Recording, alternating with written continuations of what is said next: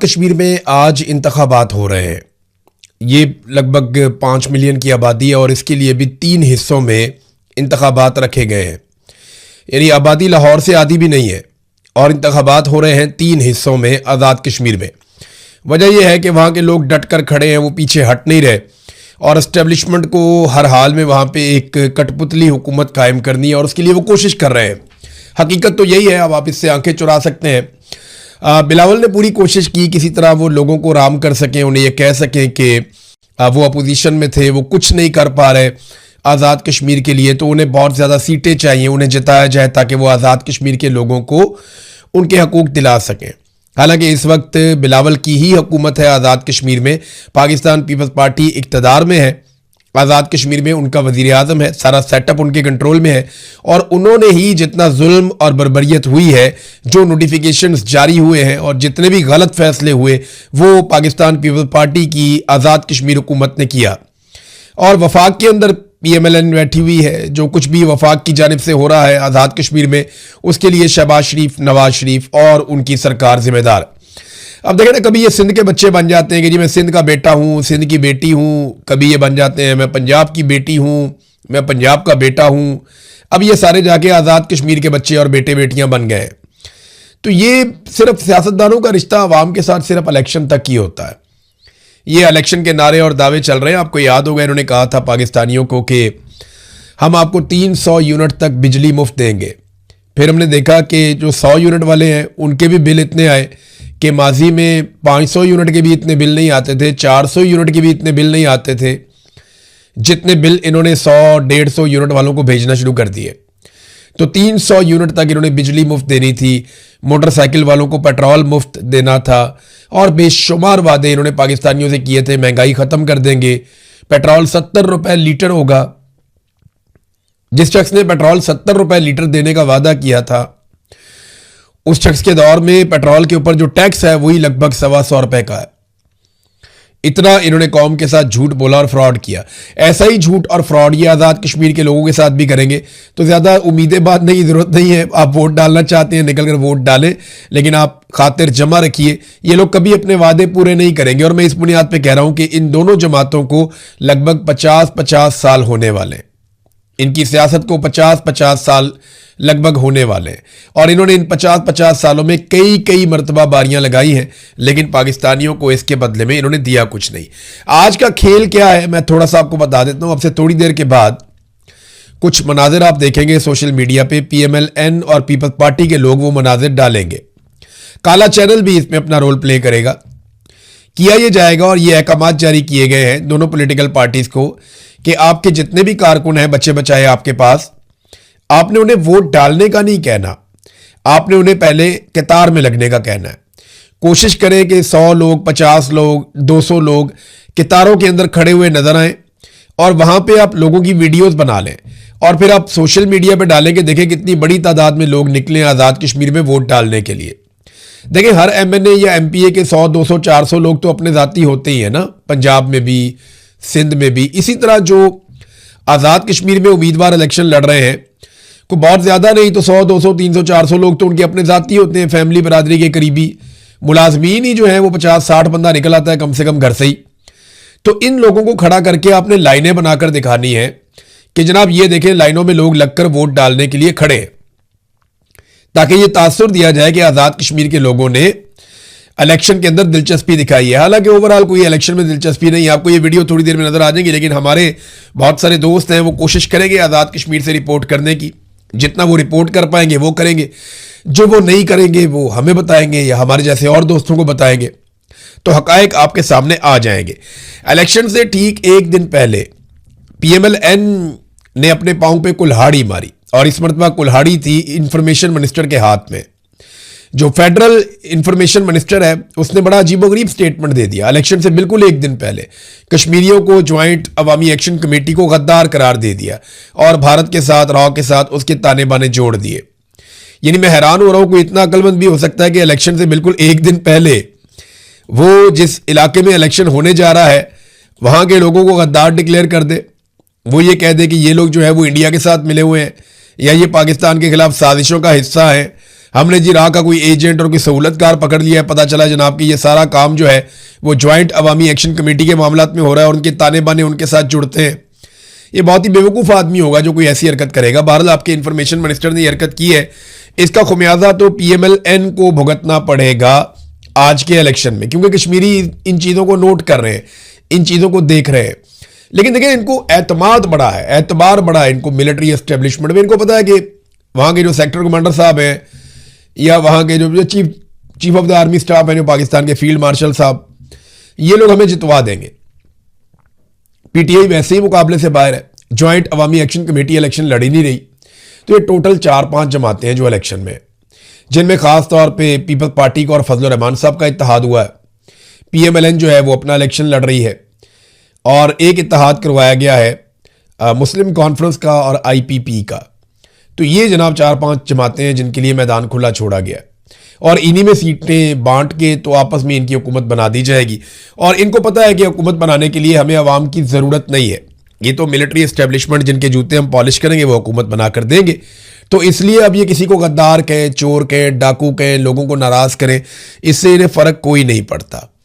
अलीमा खानम नाजरीन जहाँ जहाँ पब्लिक में जा रही है, काफ़ी अच्छा उनको रिस्पॉन्स मिल रहा है। उन्होंने 3 मुतालबात सामने रखे हैं। ये तीनों मुतालबात बड़े इंपॉर्टेंट हैं। उन्होंने कहा जी, जो हम तहरीक चलाने जा रहे हैं और हमने पार्टी से भी कहा है कि आप प्लानिंग करें और तैयारी पकड़ें, हम तैयार हैं, लोग निकलने के लिए तैयार हैं। हमारा पहला मुतालबा यह है कि इमरान खान का अस्पताल में इलाज करवाया जाए। हमारा दूसरा मुतालबा यह है कि इमरान खान की कैद तन्हाई का खात्मा किया जाए, उनकी मुलाकातें बहाल की जाएं, उनके तमाम कानूनी हकूक बहाल किए जाएं। तीसरा मुतालबा, उन्होंने कहा जी हमारा तीसरा मुतालबा यह है कि जजेस अगर इंसाफ नहीं दे सकते तो वो अपने घरों को जाएं, नाइंसाफी करके मुजरिम ना बने, अदालतें बंद करें और अपने घर जाएं। नाइंसाफी करने वाले जजेस घर जाकर बच्चों को क्या बताएंगे? इमरान खान को जेल में रखने के बदले हराम का पैसा घर ला रहे हैं। जजेस की जिम्मेदारी है कि वो नाइंसाफी के खिलाफ डट जाएं, पूरी कौम उनके साथ खड़ी होगी। ये जनाब अलीमा खानम का स्टेटमेंट है। इसमें ना एक चीज आप और देख लें कि अलीमा खानम ने कहा कि 5 अगस्त को हम एक फैसला कुन मार्का करेंगे। देखें, दोनों की एहतजाज तो दोनों करना चाहते हैं, मकसद भी एक है। चाहे पाकिस्तान तहरीक इंसाफ बतौर एक पॉलिटिकल पार्टी है, बल तो अभी इस वक्त तो पाकिस्तान तहरीक इंसाफ नाम की कोई पार्टी है ही नहीं। अभी तो इक्तदार के अंदर आप तहरीक इंसाफ का इक्तदार या तहरीक इंसाफ का मेंबर आप ये कह तो सकते हैं, लेकिन इलेक्शन कमीशन ने तो पार्टी फारिग की हुई है। तो एक तरफ जो लीडरशिप है उसका मकसद भी ये है कि इमरान खान साहब रिहा हो जाए। जो इमरान खान की बहनें हैं या अलीमा खानम है या पब्लिक के साथ जो उनका एक रिलेशन बना है पिछले चंद दिनों में हमने देखा, उसका मतलब भी यही है कि इमरान खान साहब रिहा हो जाए। लेकिन मुझे ना इनके अंदर कोई रब्त नजर नहीं आ रहा, इनके अंदर कोई कोऑर्डिनेशन बेहतर नजर नहीं आ रही। अलीमा खानम ये कहती है कि 5 अगस्त को फैसला कुन मार्का होगा। वो जाना चाहती हैं अडियाला की तरफ, वो जाना चाहती हैं एहतजाज की तरफ और वो भरपूर एहतजाज करना चाहती हैं 5 अगस्त को। जबकि लीडरशिप ये कहती है कि जनाब हम तो एक जलसा करेंगे और जलसे में आइंदा के लिए हम लायामल देंगे, यानी हम बताएंगे कि आइंदा हम क्या करने जा रहे हैं, या तहरीक का जो ऐलान है वो हम करेंगे। वहां पे तहरीक का ऐलान कई मरतबा हुआ, लायामल का ऐलान भी कई मरतबा हुआ, लेकिन उस पर अमल दरामद नहीं हो सका। ये बातें इमरान खान की बहनें भी समझती हैं। जेल में इमरान खान साहब को ये बातें समझ आ रही थी, वो अहकामात जारी करते थे, फिर उनकी मुलाकातें ही बंद कर दी गई। अब वो जेल में किसी से मिलेंगे, कोई बात करेंगे, बात बाहर आएगी तो फिर ही पता चलेगा ना। तो जब उनकी मुलाकातें बंद कर दी, बातचीत हो नहीं सकती, उनका पैगाम बाहर आ नहीं सकता, तो फिर कौन तय करेगा? फिर तो इमरान खान साहब के जो पुराने पैगामात हैं वही तय करेंगे। अब पुराने पैगामात इमरान खान साहब के सोशल मीडिया पे गुज़िश्ता 24 घंटों में वायरल हैं और वो लगाए जा रहे हैं। 2 चीज़ें बहुत वायरल हुई, एक अलीमा खानम, इमरान खान की पुरानी फुटेज उनके साथ जोड़ के दिखाई गई, और दूसरा जो ज़्यादा हमने देखा इमरान खान साहब के पुराने ट्वीट्स जिसमें उन्होंने अहकामात जारी किए थे अपनी पार्टी को, सुहेल अफरीदी को या जो जुनैद अकबर साहब हैं उनको या बाकी लोगों को, वो अहकामात या पार्टी को या लोगों को जो कुछ इमरान खान साहब ने कहा, वो सारी चीज़ें दोबारा वायरल की जा रही है और ये पाकिस्तान तहरीक इंसाफ कर रही है। तो दबाव काफ़ी बढ़ेगा पाकिस्तान तहरीक इंसाफ की क़यादत पे। और ऐसा नहीं है कि लड़ाई आज खत्म हो जाएगी, हो सकता है आसिम मुनीर साहब के हुक्म पर, उनके हुक्म का इंतजार है, अलीमा खानम को भी गिरफ्तार कर लिया जाए, हो सकता है इमरान खान की बाकी बहनों को भी गिरफ्तार कर लिया जाए। तो क्या इससे मुल्क के हालात ठीक हो जाएंगे, या मईशत का पहिया चल पड़ेगा, या ये तहरीक रुक जाएगी, या इमरान खान की सोच बदल जाएगी? नहीं, इमरान खान और सख्त हो जाएगा। आप जालिम का एक और स्टेटस पा लेंगे, आप जुल्म में एक दर्जा आगे चले जाएंगे, और मजलूम पहले से ज्यादा मजबूत हो जाएंगे। बस यही होगा और कुछ नहीं होगा। यह सिलसिला रुकना नहीं है। आप एक सिलसिला बंद करेंगे, एक आवाज को बंद करेंगे, दूसरी खड़ी हो जाएगी। आप दूसरी आवाज को बंद करेंगे, तीसरी खड़ी हो जाएगी। यह मुजामत है और यह चलती रहेगी, कभी ज्यादा कभी कम, कभी इस शक्ल में कभी उस शक्ल में, कभी किसी खातून की आवाज में, कभी किसी मर्द की आवाज में, कभी बहुत जोरदार तरीके से, कभी हल्के हल्के अंदाज में, कभी ओन खोसा की तरह कोई आदमी उठेगा और वो एक ऐसा इशारा दे जाएगा जिससे आपका सारा बयानिया जबरदूस हो जाएगा। कभी कोई बहुत मजबूत आवाज अरशद शरीफ की तरह उठेगी और वो दो ऐसे जुमले बोल देगी जो आपका पीछे ही नहीं छोड़ेंगे। ये लड़ाई चलती रहेगी, ये जान नहीं आपकी छूटनी जब तक कि आप अपने आईनी किरदार में वापस नहीं जाते। ये बात मैं मिलिट्री एस्टेब्लिशमेंट को कह रहा हूं, जितनी जल्दी इनको समझ आएगी उतना पाकिस्तान का भला हो जाएगा और उतना ही पाकिस्तान के लिए मामला बेहतर रहेगा। नाज़रीन, राणा सनाउल्लाह साहब ने अपनी इत्तेहादी जमात पाकिस्तान पीपल्स पार्टी पे एक इल्जाम लगाया था। उन्होंने कहा जी ये लगभग 3000 अरब रुपया ये लूट के गल्फ ममालिक में ले गए। पीपल्स पार्टी पे उन्होंने इल्जाम लगाया। तो हमारे एक जर्नलिस्ट हैं दोस्त शहजाद इकबाल साहब, उन्होंने सवाल कर लिया राणा सनाउल्लाह साहब से। उन्होंने पूछा जनाब कि आपने कहा था कि 3000 अरब ये ले गए लूट के, तो इसकी तफसीलात क्या है? राणा साहब नाराज हो गए। उन्होंने कहा जी आपको यकीन नहीं पहुंचता सवाल करने का, यानी हम जिस पे मर्जी इल्जाम लगाएं आप सवाल भी नहीं कर सकते। देखिए पब्लिक का पैसा चोरी हुआ ना, 3000 अरब जो चोरी होकर गया वो राणा सनाउल्लाह की जेब से या नवाज शरीफ की जेब से तो नहीं गया। जो वो कहते हैं जी हमारा पैसा गया आपको क्या लगे, नहीं, ये कौम का पैसा चोरी होकर गया। और जो मीडिया काम करता है वो लोग देखते हैं ना, उसको सुनते हैं। तो मीडिया ने तो वो खबर पे काम करना है। जब 3000 अरब चला गया तो मीडिया तो पूछेगा जनाब आप कह रहे हैं चला गया, कहां चला गया, कौन ले गया और कैसे वापस आएगा, ये सवाल तो मीडिया को करने हैं। तो राणा साहब कहते हैं नहीं जी इससे पीएमएलएन और पीपल्स पार्टी की लड़ाई हो जाएगी, यानी इससे बदएतमादी, यानी आप पीठ पीछे एक दूसरे को जो मर्जी स्टेटमेंट देते रहे, आपके स्टेटमेंट के ऊपर आपसे सवाल भी ना किया जाए। मुझे एक वाकया याद आ गया, ये राणा सनाउल्लाह की ना पुरानी आदत है, मैं बताता हूं कैसे। ये बात है उस वक्त की जब शहबाज शरीफ पहली मरतबा वापस आने के बाद वजीर आला बना पंजाब का और पीपल्स पार्टी की हुकूमत हुआ करती थी। पंजाब में यंग डॉक्टर्स ने एहतजाज शुरू कर दिया। इनका एहतजाज बहुत ज्यादा वसी हो गया। उस एहतजाज के नतीजे में इमरजेंसी भी बंद हो गई और आउटडोर भी बंद हो गया। कुछ मरीजों का इंतकाल हो गया। हुकूमत ने डॉक्टरों के ऊपर पर्चे देना शुरू कर दिए कि जो मरीज मरे हैं इसके लिए जिम्मेदार डॉक्टर्स हैं। फिर कुछ दिन गुजरे, डॉक्टरों की और हुकूमत की सुलह हो गई। जब ये डॉक्टर और हुकूमत इकट्ठे बैठे हुए थे तो हम मीडिया वालों ने वहां पे सवाल पूछा कि जनाब जो मरीज मर गए थे आप लोगों की लड़ाई में, अब उसके लिए जिम्मेदार कौन है? तो राणा सनाउल्लाह ने, मुझे अच्छी तरह याद है, उस वक्त कहा था उसके लिए जिम्मेदार मीडिया है। तो मीडिया वाले सर पकड़ के बैठ गए, जनाब हम कहां से आगे जिम्मेदार? कहते जी क्योंकि आप खबरें दे रहे थे लोग मर रहे थे तो आपने बताया लोग मर रहे थे, आप जिम्मेदार हैं उसके लिए। तो राणा सनाउल्लाह साहब गोलमोल जवाब देके निकल लिए। डॉक्टर भी इनकी शक्ल देख रहे थे कि ये कैसा आदमी है। हम भी सोच रहे थे यार अजीब डिटाई है, यानी पहले खुद आपस में लड़ते रहे, मरीज मर गए, पर्चे डॉक्टरों पे दे दिए। आज जब सुलह हुई तो हमने पूछा जनाब कि जो मर गए मरीज उनका क्या बनेगा? तो उस पर हमें जवाब क्या दिया कि जनाब उसके लिए जिम्मेदार मीडिया है, ना डॉक्टर जिम्मेदार है ना हुकूमत जिम्मेदार है, क्योंकि हमारी हो गई है सुलह। तो ये पुराना वारदात का तरीका है। मोहसिन नकवी ने भी कहा था ना कि लगभग 100 अरब डॉलर पाकिस्तानियों का लूट कर पहुंचा दिया गया है पाकिस्तान से बाहर, दुबई में चला गया, बाकी अरब ममालिक में चला गया। 100 अरब डॉलर।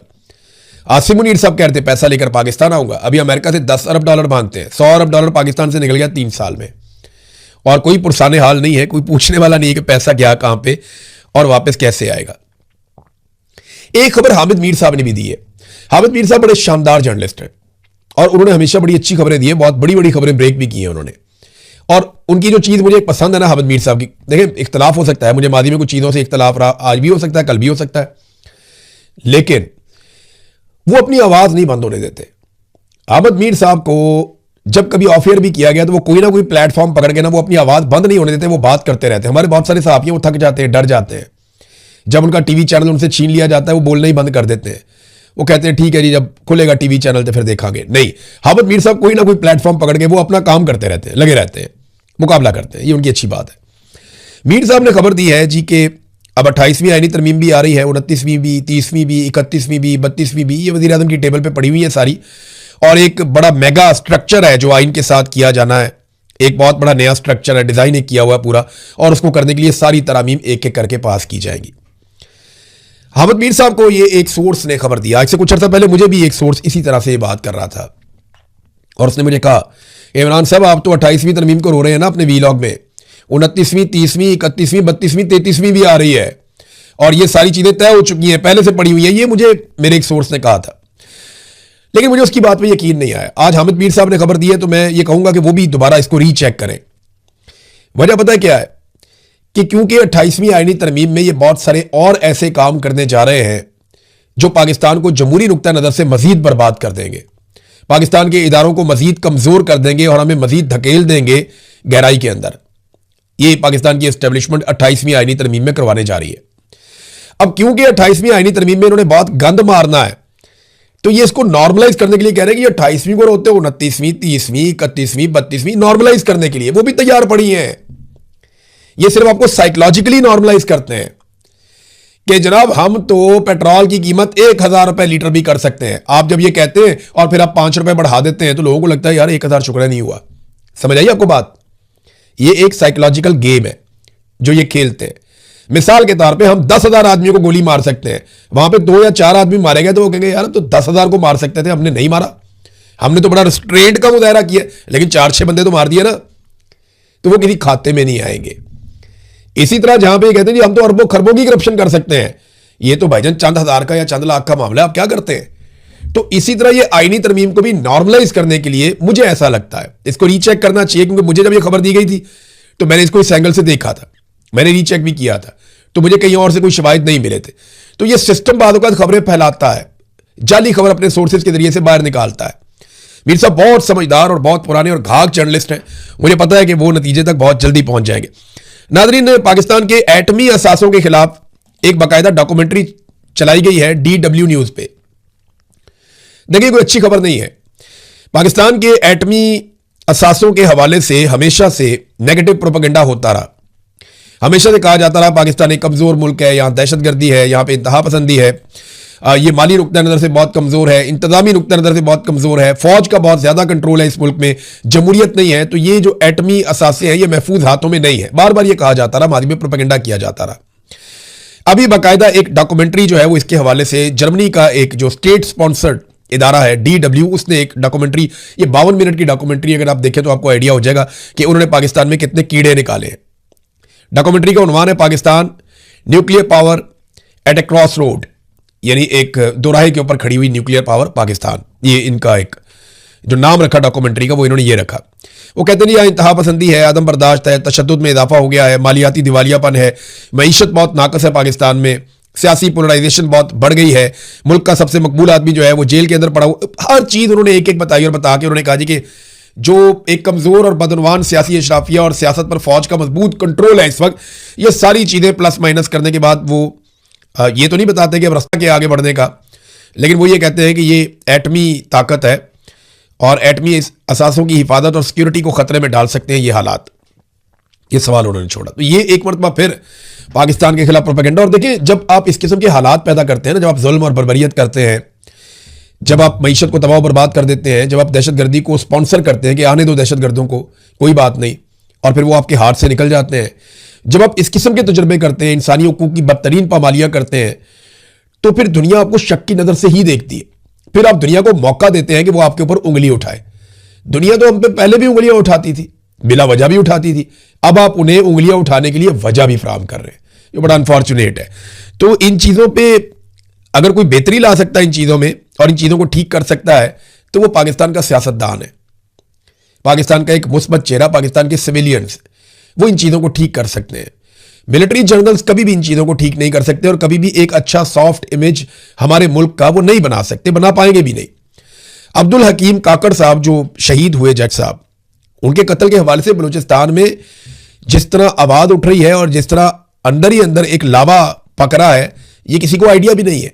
आप बलूचिस्तान में किसी से भी बात करें, वो अब्दुल हकीम काकड़ शहीद की बात करता है कि ये एक इंसाफ पसंद जज थे, इन्होंने काफ़ी ऐसे फैसले दिए जिनमें बहुत इंसाफ हुआ था। खास तौर पे CTD के खिलाफ इन्होंने एक फैसला दिया था। अब्दुल हकीम साहब जो जिन्हें कत्ल किया गया, उन्होंने तुरबत में CTD के खिलाफ FIR दर्ज करने का हुक्म दिया। CTD ने बालाज मौला बख्श को मुबैना तौर पे हिरासत में लेकर कत्ल कर दिया था, जिसके बाद बलूचिस्तान में शदीद एहतजाज हुआ था, जो इस्लामाबाद में 1 महीने तक जारी रहने वाले धरने पर ख़त्म हुआ था ये एहतजाज। और इसी केस में जज अब्दुल हकीम ने जो फैसला लिखा था वो ये मेरे सामने पड़ा हुआ है। उसमें उन्होंने कहा था कि I can not be believe that 3 terrorist attacked upon CDD team with deadly weapons, but surprisingly no one from CDD team sustained a minor injury while deceased Balaj who was in their custody has died। वो कहते हैं जी कि मैं इस बात पे यकीन नहीं कर सकता कि दहशतगर्द हमला करते हैं सीडीडी के ऊपर, कोई बंदा भी इनका मामूली जख्मी नहीं होता और बालाज जो इनकी कस्टडी में है वो मर जाता है। तो उन्होंने कहा था कि सीडीडी के ऊपर मुकदमा दर्ज किया जाए। अब इस तरह का फैसला करने वाले जजेस, अब वहाँ लोग ये कहते हैं कि डेथ स्क्वाड ने कत्ल किया है जज साहब को, अब्दुल हकीम काकड़ साहब को। एक डेथ स्क्वाड था जिसने कत्ल किया है। अब ये डेथ स्क्वाड जो है इनको फ्री हैंड है बिल्कुल, वहाँ पे ये वहाँ घूमते हैं फिरते हैं। इसके बारे में थोड़े दिन पहले अख्तर मेंगल साहब ने भी कहा। इसी के बारे में जो है वो बात कर रहे थे महमूद खान अचकजई साहब भी, बाकी लोग भी, बलोच पश्तून सब कहते हैं कि डेथ स्क्वाड बने हुए हैं और वो बंदे मार रहे हैं, टारगेट किलिंग हो रही है और उनको पूछने वाला कोई नहीं है, उनको फ्री हैंड है।